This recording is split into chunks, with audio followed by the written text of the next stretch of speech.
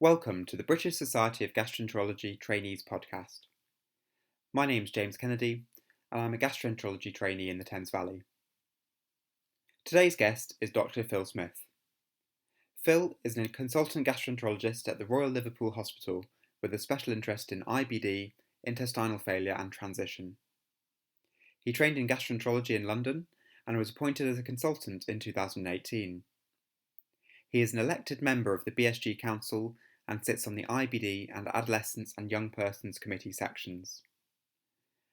Phil was awarded the BSG Trainee Section Young Gastroenterologist Emerging Leader Award in 2016 and the BSG President's Medal in 2014.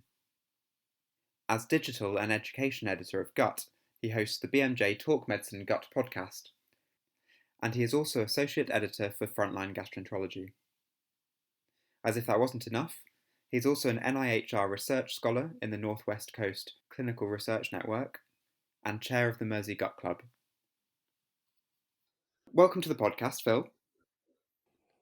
Thank you. Thank you very much for inviting me, James, and thank you to the BSG Trainees section for thinking of me. It's a great honour, so very happy to talk to you today. Absolute pleasure to have you. We'll kick off. First of all, can you talk to us a bit about your route into medicine? So, what made you become a doctor? Thank you. I guess my way in will resonate with some people, but possibly not as many as I would like, and I'll explain what I mean by that. So, I'm from a very much a working class background. My dad used to work in an abattoir in East Manchester. My mum was initially a stay-at-home mum, but previously a medical secretary. This is years and years and years ago, and then came out of when we were a bit older, and we were a bit financially stretched a bit more. We She became a home care assistant, and so I literally had nobody in my family at all that had ever done medicine. And in fact, my parents hadn't been to university even. And my school in Rochdale, in Greater Manchester, didn't have a track record of anybody ever wanting or going to do medicine at all.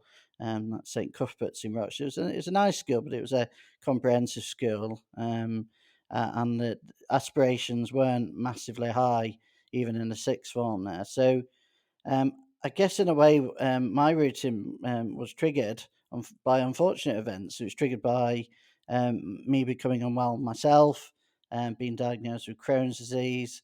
I think I was fairly conscientious as a student at school anyway. Secondary school, I got good grades, worked very hard. I think that was something that stood out for me. That I was a hard worker and went the extra mile. But then I think, becoming unwell, that triggered thoughts that actually the doctors and nurses and all the other healthcare professionals looking after me, I thought, well, I could do that. And in fact, with some of the doctors, I felt, with the right training, obviously, and being quite a determined person, I thought, well, I reckon I could have done that better. Because I've, unfortunately had to deal with quite a bit of bad news over the years. And so that kind of initially stimulated interest. I had to have a lot of contact with my GP, as you'd expect, and that's what really triggered my interest to think, well, I might as well try. I have a chronic illness that's not going to disappear. Didn't want it to overtake my life, and I thought, well, let's go for it. So, there's been hurdles along the way, massive hurdles. Even when I was doing my GCSEs, I was on massive doses of steroids and delayed a big operation when I had that, but got the grades, thank God. And then had more major surgery in my A levels, but then thankfully got the job and got some offers to a few medical schools. And then obviously arriving at medical school, it was a bit of a culture shock. For me, it felt like a lot of people around me almost didn't feel the same way about that, about being at medical school. I think some people saw it as a rite of passage, as obvious that they were going to get to medical school. But me and as it turned out, my wife, who I met at medical school, we very much thought, while we're here and realised the gravity and what we were training to be. I knew that we needed to knuckle down, and that was our approach together as a team at medical school to get through. Because again, and there's almost a cycle with this. I needed more surgery at medical school, but I was based in Nottingham. But I was looked after some excellent people like Professor Hawkey and Mr. Abercrombie and others. Um, and then qualified. Initially, did my PRHO jobs back in 2004 in Liverpool, or the Mersey region, I should say. Um, and then my wife's an Essex girl. We moved down to London, did our SHO and our registrar, which then became ST rotations in London. And then the timing was right. My wife got a job in paediatric rheumatology at Alder Hey. I was happy to move back up north, and that's where we moved back up with our kids back in 2018. And in the SHO registrar years, it was again a bit of a struggle. I had to battle with hospital admissions whilst training, getting through, requiring more surgery. So uh, my routine has not been an easy one, I would say. It's not been an easy one from my background, from getting advice of people and then ill health. But I think me and my wife work very well as a team together. Um, and I think we've got through and helped each other together and supported by family and friends and, colleagues who are obviously struggling or working hard to try and achieve the same goals, really. Wow, that's fascinating. Thank you for telling us all that. And I guess on that note, do you think we do enough at the moment to enable access and widen participation in medicine to students with less privilege and non-medical families? I think it's. I mean, it's a really good question, James. I think. I think the short answer is no, but I think it's a bit more nuanced than that. I think things have improved since certainly 2000 since 1999 and before when I was applying to and got into medical school. Um, it wasn't great then, but I suspect it was probably better then than maybe it was a decade or so but before that. There are initiatives available and going in quite a few different medical schools around the UK. There's also student groups as well, of which I supported a few of them. But I still unfortunately see medicine as a very much a middle class. There's a lot of people. It's not their fault, of course, and I'm not suggesting that at all. They've all worked very hard to get to where they've got to, but traditionally come from either a doctor family or private education or at least grammar school. Um, Usually white, middle class. Um, I think diversity possibly is improving with the male to female ratio, ethnic minorities, etc. But class always seems to be something that tends to get overlooked, in my opinion. And to ignore class, which I think does happen in society, is wrong. And I think it does need to be addressed full on because I think your population of doctors has to represent your population in general. Otherwise, I think there's a real disconnect. And I do feel quite strongly about that. Um, but I could talk to you about that for hours, James, and get into all sorts of different political debates. If anybody that's seen my Twitter handle will know that. That's a really really good answer. And then moving on to gastroenterology. So was that always the long-term aim? I mean, certainly, once I got into medical school, because I didn't quite believe I was going to get into medical school and actually qualified until it actually happened. I think once it actually happened, I think, yeah, of course. I mean, I knew a lot about Crohn's disease, from my own experience. I'd gone for an awful lot of medications, knew the terminology well, etc., etc. So in that way, it was um, an easy decision to say gastroenterology was the right area for me to go in. However, of course, I'd be wrong saying I didn't hesitate because clearly it's a bit, some people would say, is it not a bit close to home? Is it not something that makes life a bit more difficult, a bit awkward? Does it not bring back emotions and so on and so forth? And I think there is an element sometimes of that, not all of the times, but there is some of that. But I think, although I'd change it in a millisecond, I think it possibly, if you'll excuse the phrase, is one of my superpowers, is that I really do get, um, how patients with get GI disorders may feel and the emotions they may feel, especially with IBD and so on, and transition patients, for example. Um, I understand how they might view doctors and view situations and their frustrations, and I can really empathise that. Now, like I say, I would change that in a second. I don't think you need to be unwell to be able to recognise those things. And I'm not saying that, but it has. I think my insight has helped at times. However, I must say I was really interested in lots of different areas going through. There was quite a few different areas that turned my head. I must say I really loved intensive care medicine. I loved the infectious diseases job. I did. Um, you know, uh, Cardiology. My dad is on a heart transplant, or was on a heart transplant list, I should say. That was always an interesting, a really good job.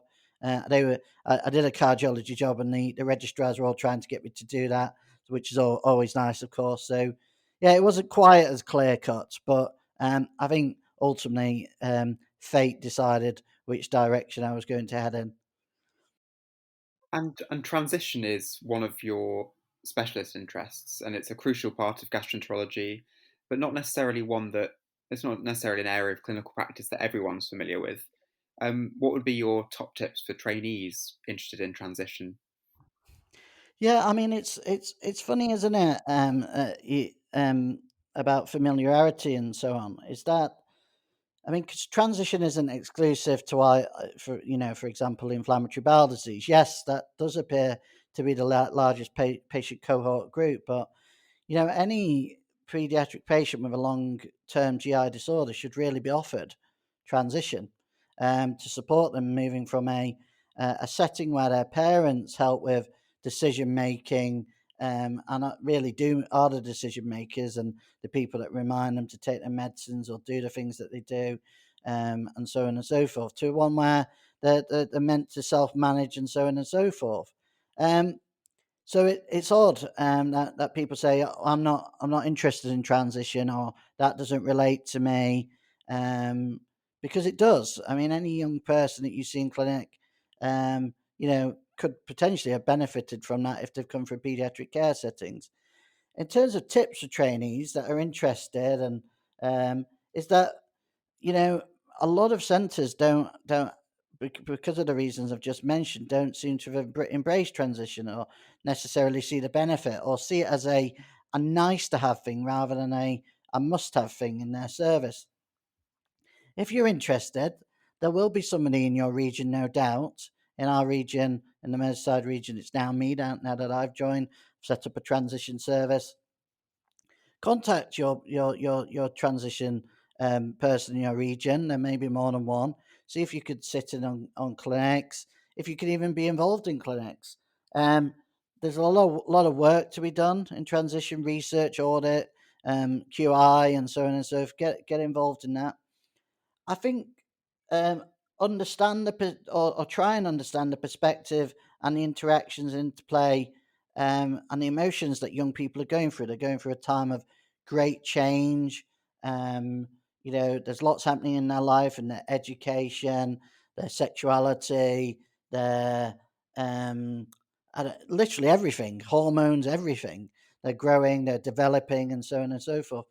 So I think trying to understand that situation and understand, to a young person, having a chronic illness might not be their primary concern at that moment in time. They might be more concerned about going out with their mates, or just having fun, and see their condition. I mean, everybody sees their condition as something they don't want, but see it particularly in a negative light because it's actually impeding them from doing the things they want to do. And I think demonstrating to them that chronic illness doesn't mean it will take over their life, that there are opportunities, that they can pretty much do anything that they want to do, but they may have to plan ahead. I think if people are interested in that area, they need to learn from others, learn how to do it well versus how not to do it well, and hopefully learn about the benefits. And you know, there's lots of cool ideas that come from people that are fresh to different specialties, and we certainly haven't learned the best way of doing everything in transition. There may be new ways, different ways of developing services for young people, including social media, including things like this, even to educate people, to support people, to develop services. So ultimately, as the phrase goes, you reap what you sow. If you invest into people at a young age, hopefully they'll be well and able in the future and won't have as many complications, won't have as many adverse admissions or adverse events, and so on. Throughout your career, you've worked heavily with the journals Gut and Frontline Gastroenterology. Um, and what do you enjoy most about those roles? So the roles with gut and frontline gastroenterology have really at many times when I've not been well or felt a bit low about, as we all have in the NHS or found work, had have been like, shining lights on the horizon, really. And I don't mean that to sound cheesy or corny. Um, I mean that it's great fun. I applied competitively for the roles that I've got at those journals against other people. Thankfully, are successful. One of the best things is working with great people in frontline. I've had the pleasure, the honour of working for Professor Anthony Manuel and now Professor Mark Beattie as editor in chief. And again, we've got the huge honour of working with Professor Imad El Omar, who's they're all good friends of mine now, and that's been a huge pleasure working with other associate editors, seeing how the process of publishing works, seeing all of the new interesting articles that come out, and often sometimes being the first person to know about that, and knowing what's coming out, what's hot, what's not so quite interesting. Seeing how, as an editor, you can take a paper that might look a bit dry or a bit dull, suggest a few things, suggest changing this, changing that, and seeing a paper that was quite dry but had promised to turn into something else is actually really exciting. And then, of course, as any editor would say, seeing it in paper copy is great. Doing the podcast is really good fun. You get to have a nice chats with people, liaising with people for gut videos, abstracts, videos. There's so many different opportunities, and of course, you know, I I feel like I've been quite key to the development of Gut and Frontline's development on social media. Both accounts I tweet and retweet from. You have to be quite uh, you have to be very professional representing the journal in those situations, and that's been really interesting doing that and seeing how FG debates, which I developed, have come on, and actually it's been nice to see how leading in those journals has meant that other gastroenterologists have taken online things going forward and developed other things and initiatives. And you can see that not just in the UK, but across the water in America, Europe, and around the world. So I love it basically. And if you can get involved in that as a trainee in the future, that would be great. And I didn't think I'd get the posts, but I thought, sod it, I'm going to apply, go for it, and I was lucky enough to get the positions. That's brilliant. And from that perspective that you've got, the really exciting perspective of seeing all the new journal articles, reviews, guidelines, kind of having the first look at them. What would you say, probably within your own specialist areas, but or within the whole of gastroenterology, what would you say our priorities should be over the next 10 years? Yeah, so I think there's I think in terms of IBD, and I'm just speaking quite broadly here, I think there is a push to try and personalise medicines and personal care plans for patients, and I think that's a great aim and goal. Quite how that pans out is going to be interesting to see, given that we know that there's lots of different pathways that can lead to a final common pathway that leads to a phenotypic presentation of Crohn's or UC. But actually, within that, there's probably several different conditions that we've all lumped together under the umbrella of Crohn's, for example. And it's about understanding those different pathways and how to treat people that presents in one way versus another way, which drugs to start with, which order to go in if one fails. I think there's so many unanswered questions, really. There's going to be so many drugs coming through. If you look at the trials, there's so many head-to-head trials that seem to be coming through in the next few years. That's going to be really interesting because a lot of companies have held back, feeling frightened about doing head-to-head studies in the past.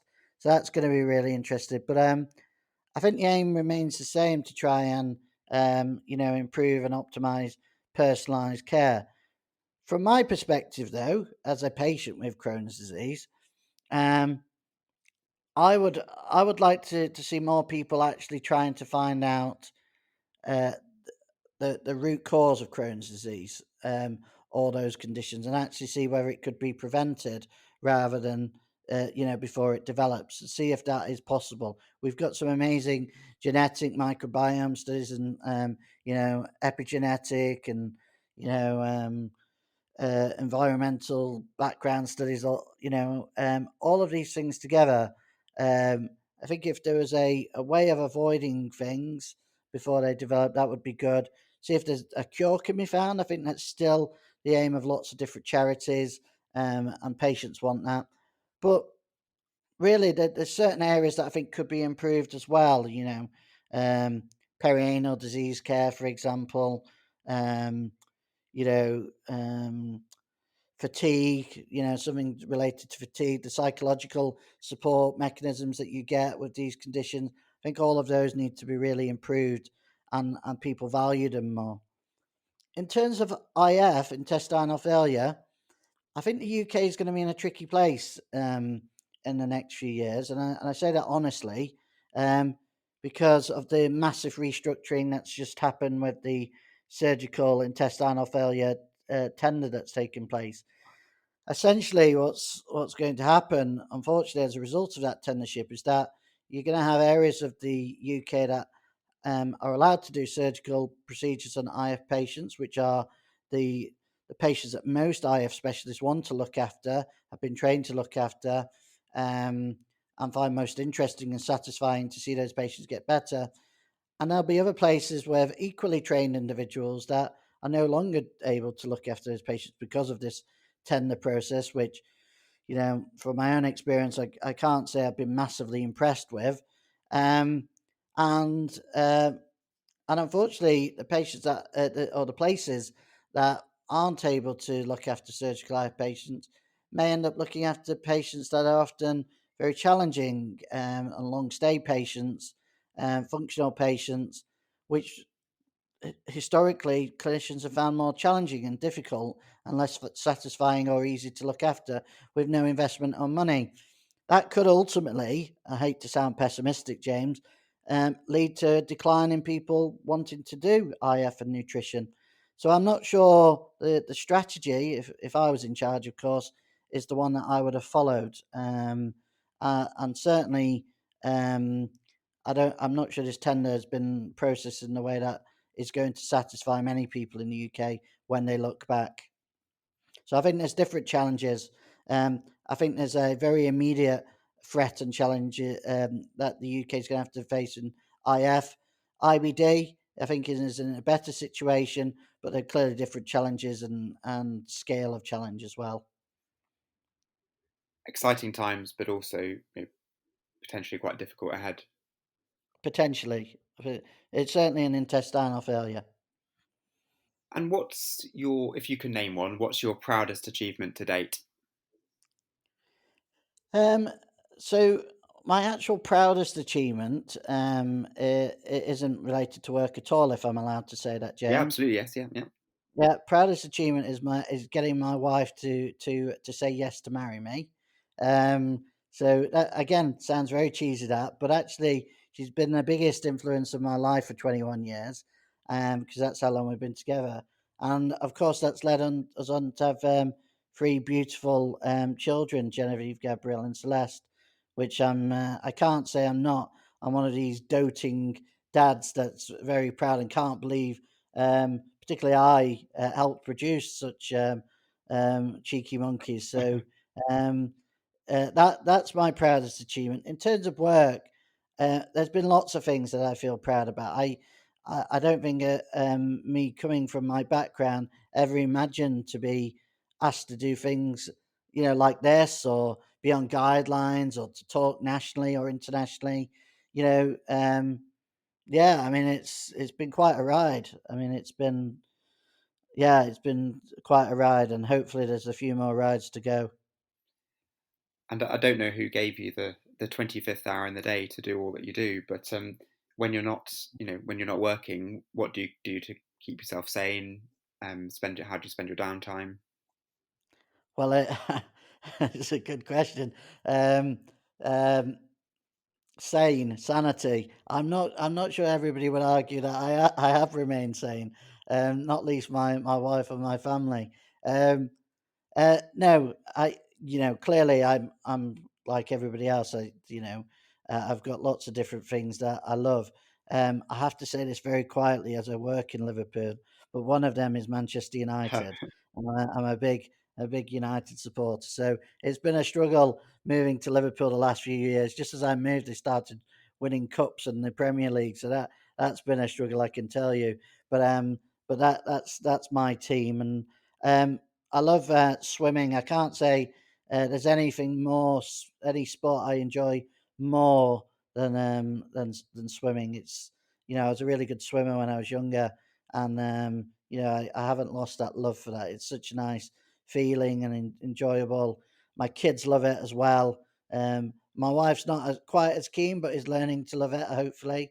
Um, and of course, just like everybody else, I love holidays if we can get away. It's been hard with COVID not being able to get away. I've been shielded because of my illness and immunosuppression with COVID. So once we can get away to somewhere nice and sunny, um, the girls love beaches and swimming and seeing fish and all the things that I like actually. Maybe I've just trained them that way, and so if you ever imagine us like being on holiday, that's where we would be. It's going to be on a stretch of sand somewhere.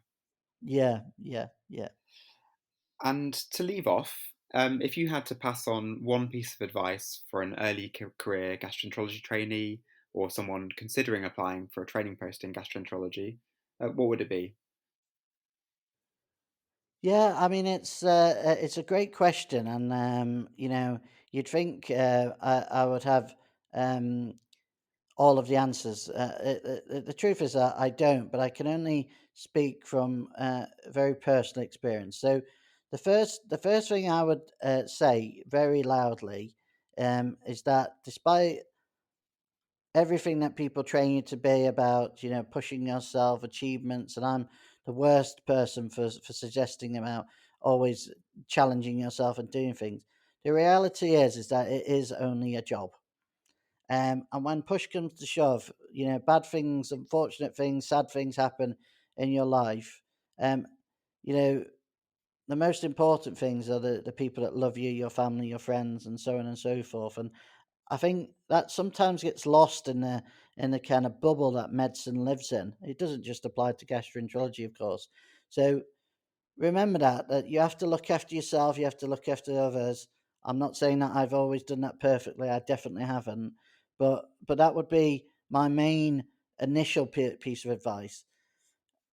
Next, I would say be happy. I know that sounds again a bit cliched, but I've done things, including when I did my research, where I thought I really interested in that, and then actually I was completely miserable. I think that was partly because of the circumstances that I was in, which I won't go through in this podcast. But I made the wrong decisions, not deliberately, of course, but um, I should have put myself in a less toxic environment, and that's a big regret. So try and if you can, be less naive than I was, and look about what's going to be right for you, what's going to make you happy, what you're going to enjoy, what's going to make you want to get out of bed in the morning and go, yay, that's really what I love doing.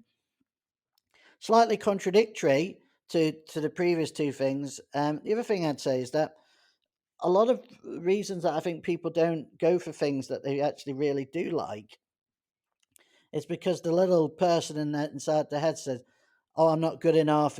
What it couldn't possibly me. It might, why would anybody choose me to do that?" Now, I've always had a little bit of that in me, uh, possibly because of my background, because possibly I might have had a bit of a chip on my shoulder, thinking I wasn't good enough because I came from this background, or and so you know, a variety of different things. But actually, it's possibly spurred me on at the same time.